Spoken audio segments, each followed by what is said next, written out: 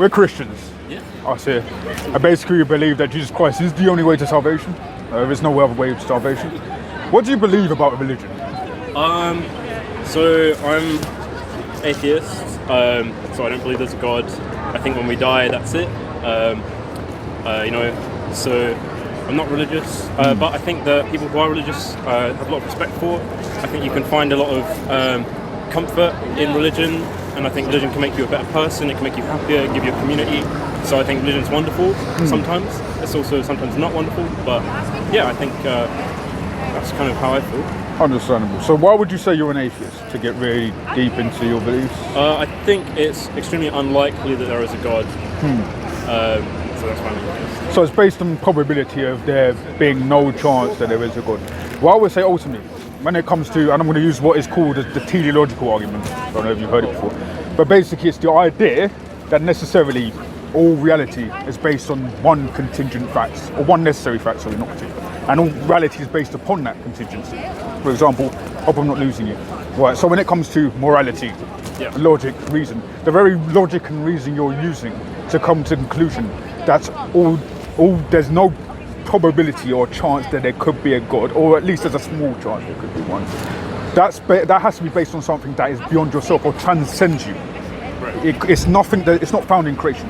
So when we think of like basic naturalism, for example, naturalism posits that all things that can be discovered are found in reality. The problem is the principle of naturalism is not something that could be found in reality. It's something that's within the mind, and the mind itself within the consciousness. Right. Have you heard of the hard problem of consciousness? I haven't. You haven't heard of it? So it's the idea that basically our human beings, and it's a scientific problem, right? Human beings, we each have minds, and we each communicate, but we have subjectivity in those minds. So for example, you yourself may love something that I don't. Now that's a subjective experience. Scientists cannot make sense of that. That transcends the human position, because if we're all just meat machines in reality, then why is it we have subjective experiences?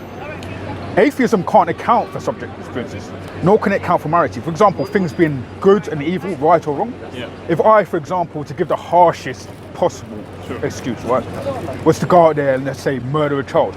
Yeah. Under the atheist paradigm, it's not wrong. It's a meat machine harming the life or taking life from another meat machine. But under the Christian paradigm, it is wrong because a holy sovereign God, who has made us in his image, has not only stated it's wrong, but it's not within his nature to do such things. I think most atheists would probably object to you killing a child. I mean, they may object to me, but I'm saying the reasons why they would object to me is not it's not founded on anything logical. There is no logical reason for them to reject it. Well, yeah, arguably there's no logical reason not to inflict suffering, Exactly, but there might well be a logical reason not to kill a child, like you might go to prison. But I don't deal with mice. If you're talking about atheism, so raw atheism, naturalism deals with facts. We don't deal with mice. I'm saying that if you're going to say that it might be the case, that's a varied view. But if we're talking about raw subjectivity, i.e. the world is so let's say fish to fisherman evolution, we're all just evolutionary processes, we're just meat machines, then technically it's not wrong to do it. There is nothing wrong about me going out and doing those things. If that's the case, then fundamentally, you as a human being, whilst you may appeal to certain objective moral principles, you can't account for them. They don't make sense in your worldview. I'm saying my worldview makes logical sense, yours doesn't. That's okay. what. So I would say, first of all, my worldview does make logical sense. So I would believe that, so you're saying that I wouldn't have a logical reason not to kill a child? So I'm saying, logically speaking, there is no foundational reason for you to not, not for you to not kill a child, but I'm saying logically, it wouldn't be a moral. There would be no moral argument to say that it's not wrong or it is right to do it. There is nothing. It's all subjective, just pure brute subjective. Yeah, I think it is a subjective, because everyone's ethics are subjective. Sorry, you look really cold. I feel bad. No, it's fine. Yeah. I'm a grown man, I can say. Yeah, so I think personally, I try and follow utilitarian. Sorry, not utilitarian. I have ethics. But yeah, I can't justify them beyond I feel more satisfied when I behave in a way which I deem ethical. I would say I don't actually think the Christian worldview does make sense, because I think the idea of a God who's all powerful, all loving, everything like that. I don't think that God would bring about things like cancer or lots of mental illness and suffering. And I think that the idea that someone, I don't know if you personally believe this, but the idea of like someone going to hell and suffering for eternity just because they don't have the opinion that God exists, which is a very like rational and normal opinion to have. You might never even like have been exposed to that idea. So I don't think a God who is all loving and all powerful and omniscient and everything like that would allow that thing to happen. So I think, maybe you disagree, or maybe you don't follow that particular idea. Well, I don't think that's what Christianity teaches. So first and foremost, when it comes to what Christian morality is, it's based upon the principles of God, and it makes sense because it's based foundation on the principles of God. With atheism, there is no objective moral principle. There is just brute subjective, as you just agreed, right? Yeah. When it comes to good and evil, the idea of why there is suffering in the world, we believe that God created everything good. For example, in Genesis 1, it says that God created everything and it was good, and He made everything good. When it comes to evils, brute evils, we believe in something called the Adam and Eve principle. What happened is, due to Adam and Eve, our forefathers, deciding to not choose to do the will of God, being royal priesthoods themselves over the entire planet, they decided to do that which is evil or that which is against God. They fundamentally have made themselves God, as it says in Genesis, right? So evil they'll be like God. The fault of Adam and Eve. I'm saying it's the fault of their decision to oppose the will of God has essentially caused not only just natural evils, but even evils within the world. So, for example, sin or transgressions. For example, you sin, I sin, everybody sins. Those transgressions come from the idea of us inheriting the sin of Adam and Eve. Yeah, if God's omnipotent, then surely He would do something about it if He wanted to. But it depends first of all, when we say that God's omnipotent, first of all, God may be omnipotent, He may be omniscient. These are all fundamental characters of Him. But second of all, God's will is not to interfere with the will of man, because then that would be wrong. For example, God's created human beings, but He hasn't created machines. God's created human beings to love Him, but He's not going to force them. Otherwise, you could rightly so say, well, that's evil. You have created human beings to be robots just to love you. That is entirely evil. No, God is love. So, of course, He's going to create human beings with the given choice to choose to either do the good or the evil.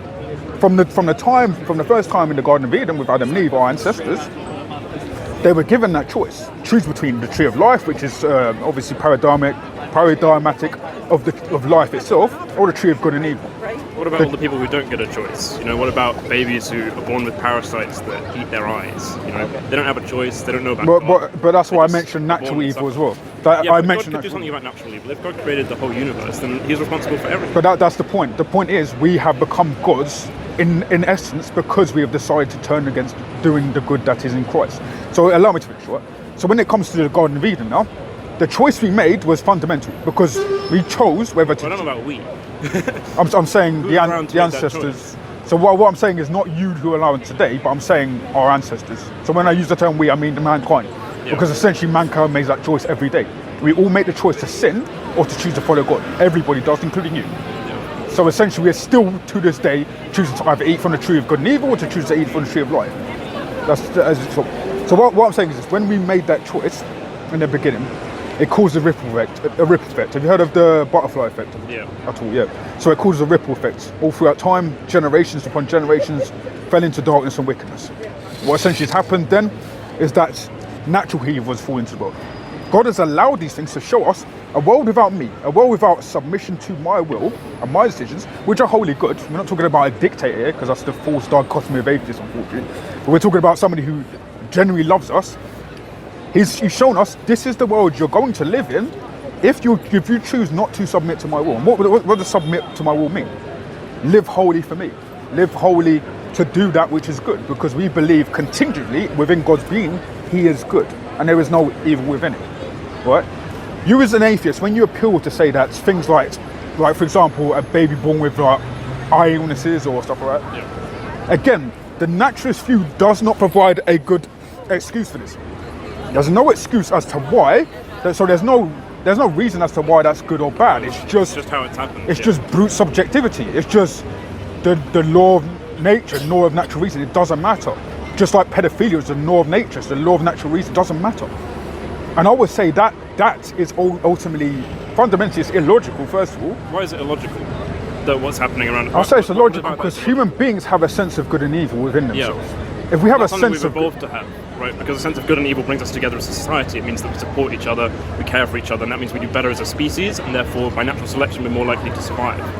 But if we're talking about us being evolved by natural selection, by the way, to come to the conclusion of what's good and what is evil, why is it we all don't have the same principles of what is good and what's evil? We all have different brains. We're all born, we have our own opinions. Some of us are sociopaths. That's. But you're claiming these things are based upon evolutionary processes. I'm saying that we have empathy because of evolution, because that means that helps us to survive, right?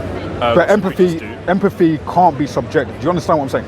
Empathy is subjective. Right, but that's the problem. If you believe empathy is subjective, and we've evolved to come to the conclusion that these things are wrong, that these things are right, that's not necessarily answering the question of what is objectively wrong, or what is objectively right. So what is objectively wrong? So what is objectively wrong, and what is objectively right? Nothing's objectively wrong. It's right. Subjective. You can all have your own opinion on what's wrong. Some things might make me feel that that's horribly wrong. Other people might not have any issue with that at all, right? Like child brides. I think that's abhorrent, but other people might be totally fine with that. There's loads of objective opinions about morality. Right, but our own upbringings, our own cultures that we come from. But that still doesn't make sense of the world. For example, why doesn't it make sense of the world? It doesn't make sense of the world because there are objective truths in reality. For example, 1 + 1. Is that equal to? Of course. If there was no humans on this earth, would 1 + 1 equal 2? Yeah, I would argue yes. Yeah, because it's an objective truth in reality that transcends us. Like, what I'm saying is the principles of morality, when we appeal to justice, faith, and even C.S. Lewis talks about in his book, Mere Christianity, I suggest you check that out as well. He talks about the fact that human beings have within themselves a sense of fairness, rightness, and wrongness. And you brought up earlier, I think it was about the atheist idea of the kind of like you want to do more, you want to engage in more pleasure in the universe. So you want to do that which brings more pleasure than pain. I've heard those arguments before. Yeah, right. Personally, I think satisfaction. Yeah, satisfaction. Pleasure, satisfaction. As many people to be satisfied as possible. I think. And that for me, that comes from somewhere that is unfounded. The idea of wanting satisfaction in the universe comes from something that is unfounded. Because to me, that makes no sense in atheism. Because why should people want to be satisfied? Well, because you like it. But that in itself is subjective. So it just goes round and round in circles. What I'm saying is, look, based on our worldview and the true worldview of reality, there is a reason why human beings seek for that which is satisfactory. There is a reason why killing a child is wrong. There is a reason why pedophilia is wrong. And it's both ultimately because a God created us, a loving God created us, to be kings and priests over his nation. I think there's a bit of a leap, There's a lot of I see how that is a possible answer, but jumping to that answer is, I feel like more jumping that because you find solace in the idea of Christianity and God, and that's all good, but I don't think there's anything logical about forcing it into that conclusion. So explain why it's illogical.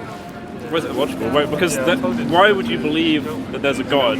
There's rational explanations, logical explanations from science and from scientific method and from evidence that we can see and perceive for everything. There's some mysteries out there, but I don't think any of those mysteries are really only answered by God. So I think it's illogical to jump to this one niche sort of idea of a God, a loving God, which is a nice idea, but. So as I've explained to you before, right, there is no scientific argument for why we have even rationality itself. The base principles. I'm not talking about the electromagnetic pulses in your brain. I'm talking about the base principles behind why we consider some things foundationally rational and some things not.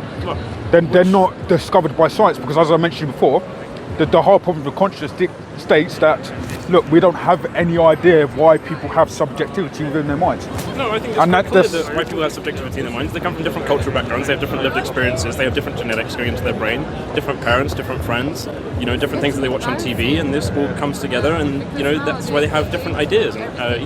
Right, but I'm talking about the base principles of why people don't have subjectivity in their mind. So when you talk about TV, media, these things come out of a subjective mind in the first place, so they don't relate. I'm talking about the meta, so the base principles of why people don't have subjectivity. So I'm talking about if you're thinking about fish to fisherman evolution, right? Then at certain points we evolve to the state where we've become subjective, right? When it comes to taste, when it comes to who we love and who we don't love, when it comes to stuff like that. Whilst these principles may be based on the fact that we grew up in different cultures, they still don't account to why we have subjective experiences. They do. It doesn't. Why not? For example, if we as human beings are inclined to mate, that's a scientific principle, right? Why is it that there are people out there you would find attractive that I don't? Well, because that's just like biology, man. Like, do you think God's making you attracted to people? Like, That's just biology is not an answer. how is that not an answer? It's not an answer because it doesn't account for why we have subjective Right, so experience. like if we're just fish to fishermen, Yeah. then surely it wouldn't make sense for us to have that indifferent experience Of course about it women. does, right? Of course it does. Or men or whatever We've all you're- evolved differently. We've all got different genetics, and our genetics and our cultural upbringing, like, you know, and the different hormones that are exposed to in the womb, that accounts for your sexual preferences, right? Again, hormones don't. First of all, hormones don't challenge the subjectivity of the experience. For example, no. Why not? Hormones, well, male hormones obviously would have a different experience than female hormones, but when it comes to us two as human beings, Yeah. if we're talking about natural selection, which by the way posits that it's the survival of the fittest, so those more likely to breed would be in more likely to mate and so on and so forth.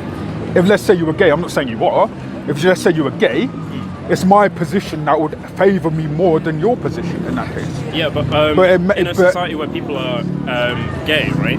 There's more. I think there's more couples to look after, like orphans. So I think that can be a good evolutionary trait to have some like gay individuals. But you first have to assume that due to natural selection, which by the way, natural selection works that basically the majority come together and then exclude from the minority, and then from there the base principles grow. Well, yeah, You some know what I people mean? breed and some people don't, and Yeah. those who breed. So we'd have to be the majority. So what I'm saying is that homosexuality would have to be the majority in order for it to be an evolved trait.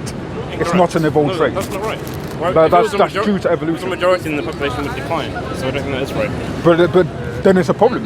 Where's that problem? Because if we're going to assume that natural selection is the way to go, that evolutionary process is the way to go, then it makes more sense that a heterosexual relationship is more evolutionary logical than a homosexual relationship. That's probably why more people are heterosexual, you know? Well, but that still doesn't negate from my point. My point being that you're assuming evolutionary principles in terms of like morality, logic, sense state, or reason. I'm saying these things are not founded upon the same principles as, for example, heterosexuality. They're not founded on the same principles because, for example, the whole problem of consciousness dictates even when you eat a fruit, we have different senses of how that tastes. Yeah. But our brains fundamentally came from the same evolved fish. Yeah, but they've also diversified and gone in different directions. I want to talk to you about that because when it comes to you're assuming an evolutionary worldview, which I would actually challenge you on. For example, the evolutionary theory is that basically based on a series of mutations over millions of years, human beings have come into this world, and we're basically a genetic mutation of various other things, right? Yeah. And the phylogenetic trees show that we're related in ancestors to bananas, plants, and all that stuff, right? I would say, look, amoebas themselves, for example, if you look in a lab, amoebas themselves, they don't change kinds. And what I mean by kind is, for example, a zebra has kinds, it's a kind of horse. A lion is a type of cat. These things don't change their kind, they remain within the same kind. Bacteria remains bacteria, horses remain horses, cattle remain cattle. It's always been the same thing. So you think I don't think there is any way. evolution? I don't think there's any proof scientifically found in a lab Yeah. for evolutionary process. I'm talking about more like what would be known as macroevolution. So you think things evolve slightly, but they don't evolve a lot? So I think there is microevolution because there's more evidence for it in the world. For example, if you move a family to a colder climate, eventually over generations they will adapt to that environment. Yeah, but you can't imagine that going any further. To No, the point because where new there's species- no lab evidence for it. For example, we've seen literal footage of bacteria in labs over successive generations. They've not changed. Amoeba itself, for example, if you as an evolutionist believe that obviously heterosexual relationships will further generations. If we came from amoeba themselves could just manipulate themselves and just create new generations of species or new generations of their own kind, right? Yeah. You mean to tell me that we went from that species who can successfully generate themselves over and over time to a species that needs to seek out a mate continuously? Yeah. That seems to me like a devolution There's rather a than genetic evolution. advantage in people seeking out mates because it allows for us to essentially adapt more quickly evolutionarily. So like bacteria, when they reproduce, they pass on like pretty much an exact copy. So they create a copy of themselves. Whereas when we, like, if when two humans mate, they create a new person who has some traits from one ancestor and some traits from another. So humans can diversify more quickly. So species which have two different sexes that mate and produce children like that way, they can evolve more quickly per generation. Yeah, but this is course is assuming those amoeba essentially divulged or diverted from their original purpose, original cause, and they gave birth to something else, something mutated, which I don't agree with. It's not been seen in that. So It's never been seen. You think macroevolution has never been seen? Is that what you're saying? Macroevolution has not been seen. What about, but hasn't scientists been able to trace, common ancestors for countless species where, you can see these species were descended from one another, and these species can produce offspring with another, even though they're different species, but Okay, so what I've heard scientifically, what they've shown is that, there's a genetic connection. For example, if there was no genetic connection between us and bananas, we wouldn't be able to eat them. They wouldn't be nutrient for us. And that just fits with the Bible, that we were made of the dust of the earth, just like everything else. That doesn't excuse from the Bible. But what I'm saying is that when it comes to macroevolution now, what we don't see is that connection having any brute effect on us. So for example, within the DNA strands... It happens very slowly, right? Well, but that's the assumption being made by the evolutionists. It's not really an assumption, it's the most likely... So allow me to finish. It's more like a religious ideology. It's based on faith. No, it's not. It's based on the scientific method. But no, it's based on faith because it's never been seen in a lab. Why is it based on faith? Because it's never been seen in a lab. Yeah, but it's never a been conclusion formed from evidence. And if we're going to say, look, if you look on Wikipedia now, you will see that the definition for science is that which is quantifiable, testifiable. So even if you were to look on Wikipedia now, I gotta go. Oh, that's fine. But anyway, look, at the end of the day, I do believe you're learning, you're an intelligent guy, and that's brilliant, but I do believe underneath this principle you have no reason to exist, and I think your worldview falls into nihilism. Yeah, I would say that an optimistic nihilist. I would say come to Jesus Christ. That's what I would say. I wanted to give him a book of John. No, it's fine. If he wants to hold Satan, I mean, it doesn't make sense for him to hold Satan and to say there is no God. That's the most stupid. Did he say it? Yeah, he did say that. Well, because people have demons. Yeah, they don't do. have the Holy Spirit, right? I mean, his arguments were petty anyway. I mean, should I just wrap up? Yeah. Okay then. So I'll say this. Look, fundamentally, atheists don't understand the problems of their own world. If you believe in things like fish to fisherman evolution, if you believe that we come from basically mindless matter, then you can't account for moral principles in the world. You can't account for why things are good and evil, as you just seen. All we can really claim is that all things are subjective and there's no objective thing. But then why do you as atheists go around being upset about things as if they're objective? Surely in your worldview there is no point of being serious about anything. There's no point of waking up. If you assume that there's uniformity in nature, then of course you're assuming something that is based on faith, because there is no uniformity of nature according to the atheist worldview, because, for example, you don't know if the laws of gravity will change as soon as you wake up tomorrow. But anyway, we hope the Lord will deal with that, man. Praise the Lord anyway, man.